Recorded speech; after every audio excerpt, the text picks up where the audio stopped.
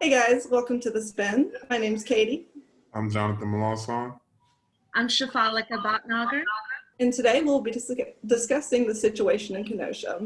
John, why don't you give us a quick synopsis of what's going on?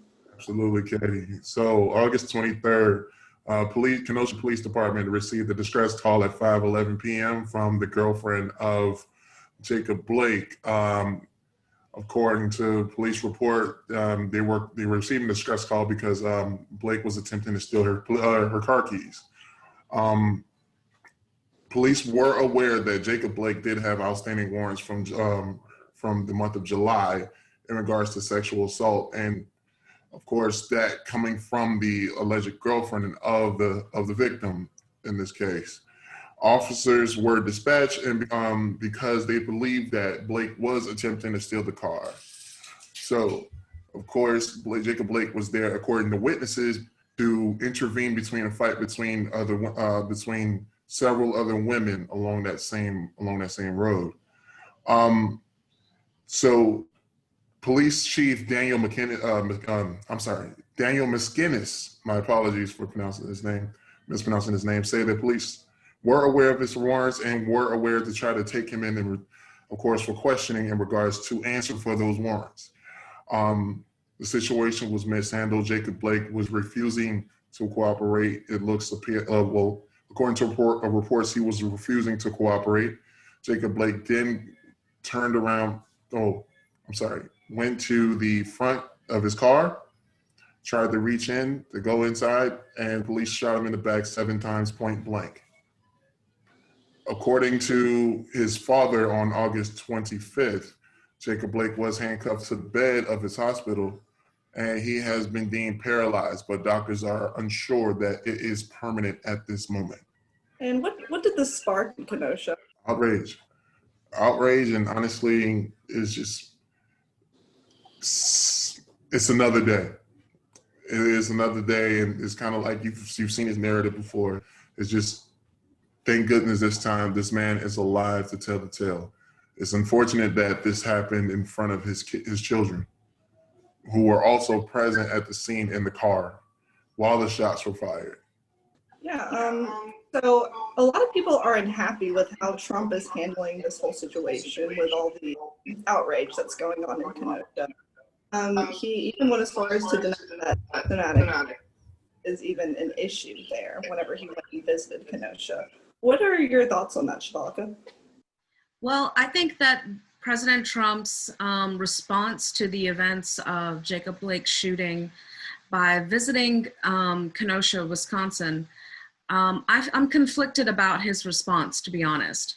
When he was there, he didn't so much address any of the racial tensions in that city and the cause of the rioting and protesting that's been occurring for the last few weeks.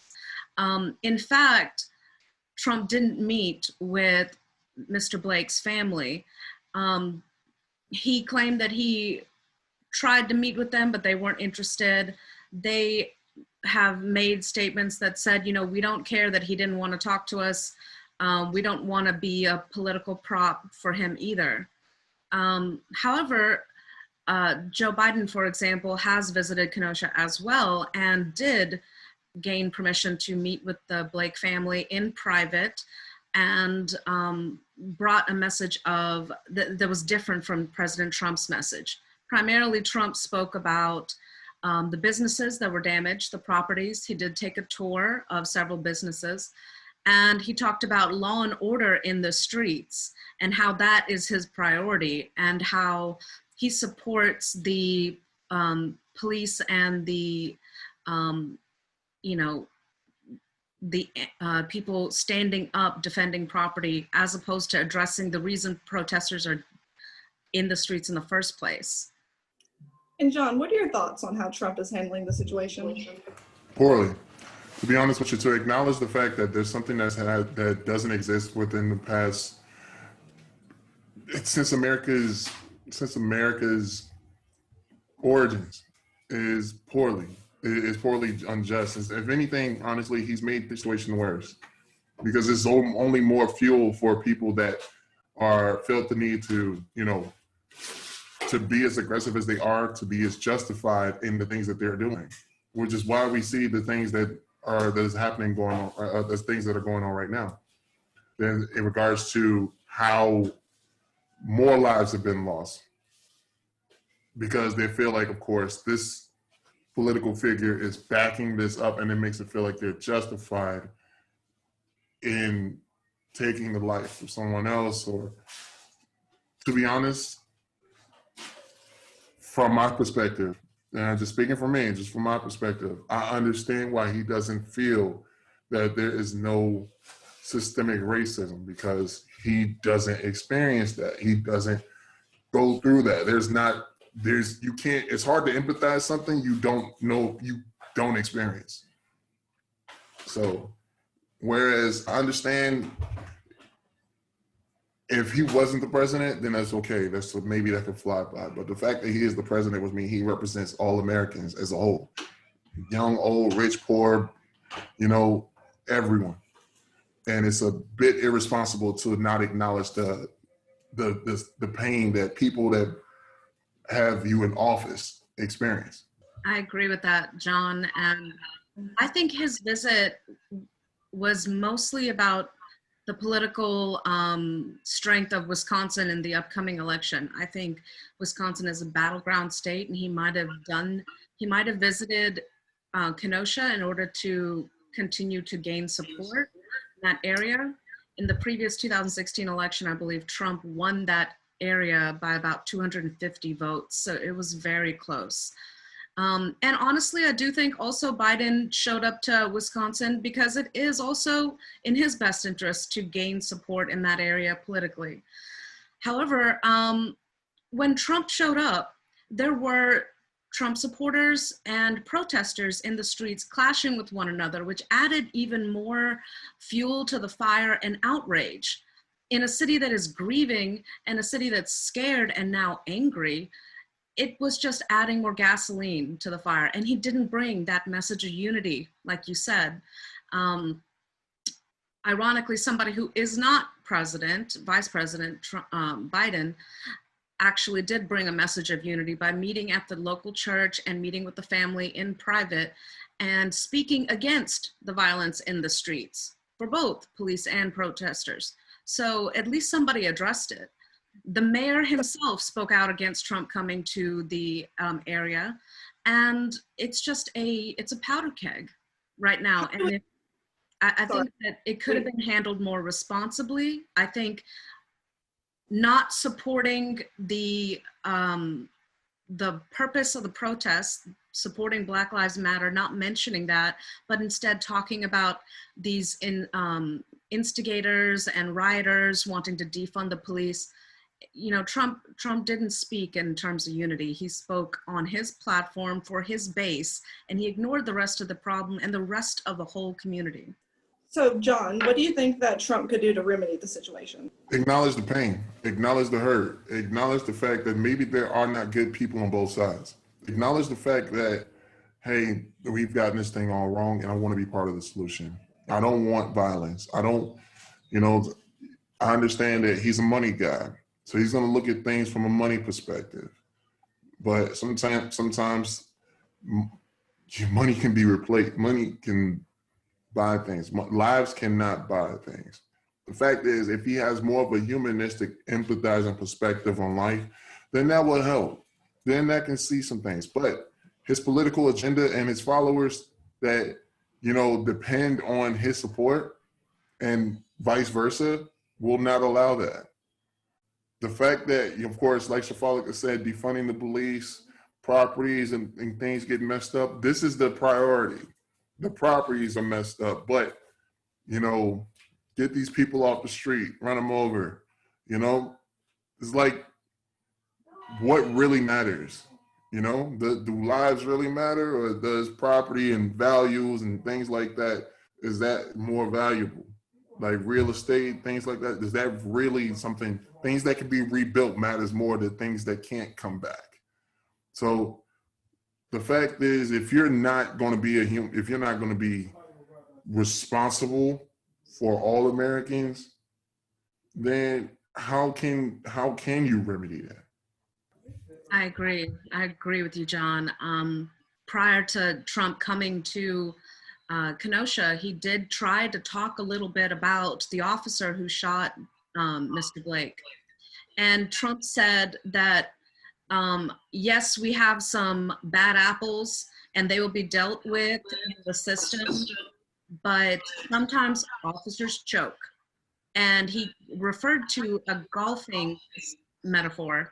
He said sometimes you choke when it's like a 3-foot putt, like you're 3 foot away and you can't putt it into the hole. And this was at this was an in-depth one-on-one interview where he mentioned this, that sometimes that officer just choked. And I'm sorry, but this is 2020 and Mr. George Floyd literally died from asphyxiation earlier this year. To use the term choked is already insensitive.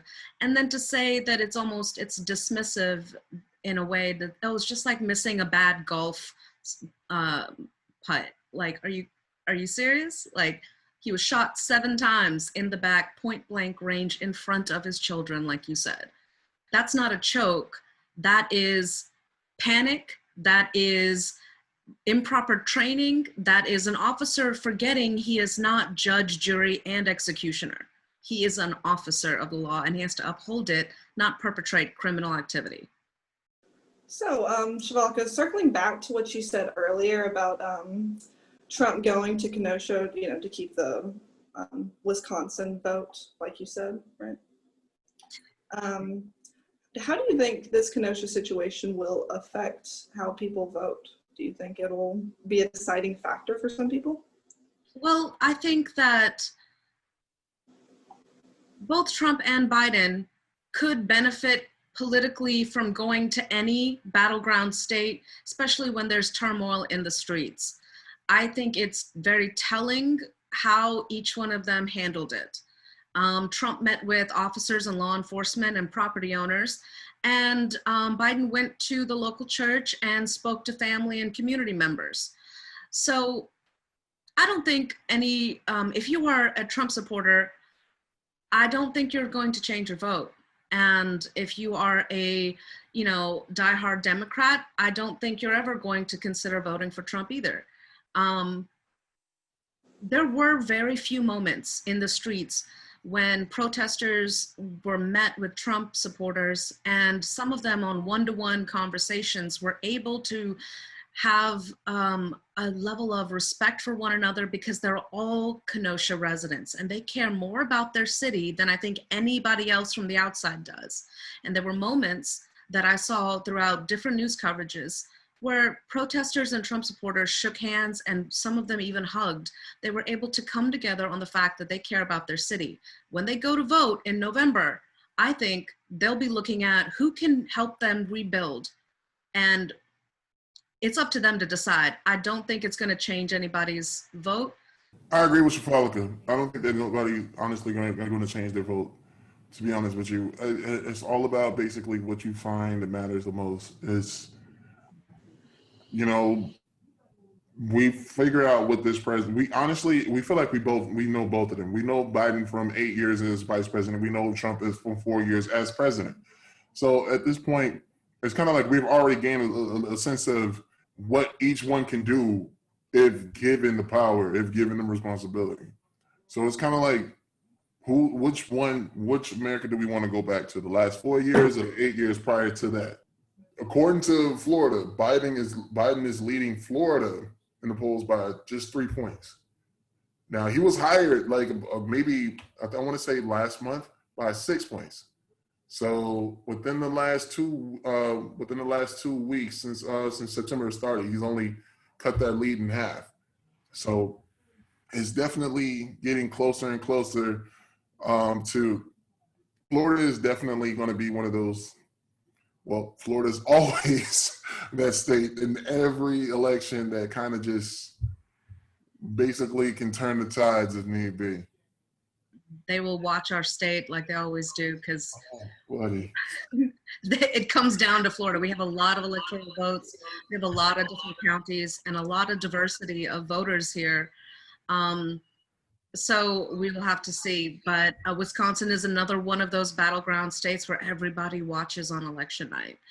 And so I think it's going to be a very interesting year. We will see. Okay. Let's talk a little bit about Kyle Rittenhouse. He was the shooter at the protests who killed at least 2 people. Trump Jr. recently said that we all do stupid things at 17 in regards to the Kenosha shooter. John, what are your thoughts on the comment that Trump Jr. said? Stupid things to me is kind of like, like egging a house, or wrecking your dad's car, or basically getting mad at the TV and throwing a remote at it during the Super Bowl. That's stupid things. Taking someone's life is not a stupid thing. You knew what you were doing when you drove from Illinois to Wisconsin. You knew what you were doing. That's vigilante behavior at its finest. So at the end of the day, it's more, some things just can't fly. That's definitely something that needs to be taken care of. It's not, just because you're 17 years old doesn't mean you're above the law. I think it was very, people do stupid things at 17. People say stupid things at 40-something.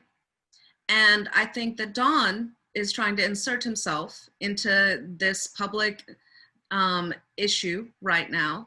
And I don't believe he knows what he's talking about. Murder is not stupid, nor is it a little thing. And doesn't matter if you're 17 or 50. The stupid thing that 17-year-olds do is they get in their car and they violate gun rights, gun laws. They go to a business that may or may not have asked them to protect. They are out past curfew, which was a mayoral and a chief of police order for the city. They violate curfew. They have an illegal possession of a gun. And then when chased around the streets by people who are intimidated or trying to remove the gun from them, they shoot to kill. The first gentleman was shot in the head. One of the shots was in the head. The second gentleman was shot in the chest at point blank range with an assault rifle. And the third one was shot point blank range in the arm. So the stupid thing is that you load up like you're going to be a medic or a protector, but you need an assault rifle to help people and protect people's businesses. I don't buy it. And his defense will probably be self-defense. I think that's all stupid. And honestly, I think he bought into the hype of militia language, and the older gentleman in his militia group should have educated him a little more about all of the laws he was already breaking and how to be a proper in-field medic, if that was his job, if that was his intent, to help people.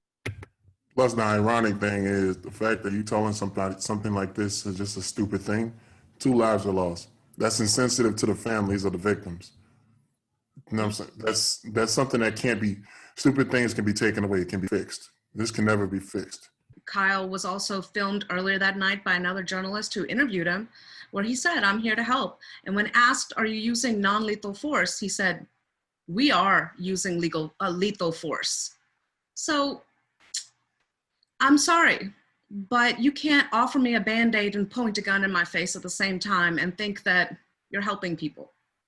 Don Jr.'s remarks were honestly irrelevant to this entire argument because Don himself does not necessarily understand the laws or the issues at hand. And he would never put himself in that position to either protest or defend property. Blaming the child's age, he is a minor, but he took 2 lives, and those lives can't be gained back, like John said. So what's really stupid is Mr. Don Jr. opening his mouth. All right, thanks guys. That is all the time we have for today, but join us next week for another discussion of the spin. My name's Katie. I'm Jonathan Melanson. And I'm Shafali Bhatnagar. And we'll see you next time.